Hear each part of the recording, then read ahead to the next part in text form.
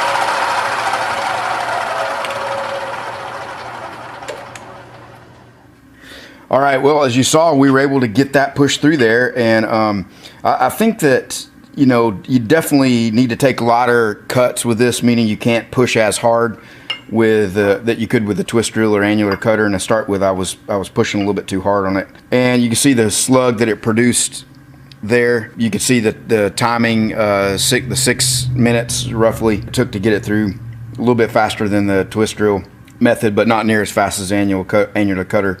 But the main issue with this is that there's no chip evacuation, and you can see this little fine chip that it produces, and what it ends up doing is just sort of regrinding its own chips in there. So you have to kind of blow it out with the air, especially as you get down in there deeper. If you see, the annular cutter has the flutes on it that allows for that swarf to evacuate out of there and makes it much more effective. And you can also see on the teeth just the thickness of it. But it worked. If you're doing this at home, I would say that the main issue that you run into trying to put big holes through thick metal at home with a hole saw is just to be able to turn your drill slow enough. You need 200 RPM for something like that. And most of your conventional drill presses that you buy, Home Depot, Lowe's, those are made for woodworking and probably have a minimum of 800 RPM. And I think Mr. Pete had a video on doing a VFD conversion on a regular drill press so you can lower the RPMs. But my experience with VFDs on machines is that when you try to use it to get a really low RPM out of it, you lose all the torque with it. And what you really need with this is the torque. So also Chucky 2009 did a video that he got a Powermatic drill press from the Texas Gun Guy and did a restoration on it, and it had variable speed all the way down to super low RPMs, and you know, worked extremely well. So I think picking up something like that for $1,000 or something in that range, you know, was a good option over spending $4,000 or $5,000 for a mill. So yeah, so that's it. You saw the 3 methods there. Just wanted to share this video with you guys.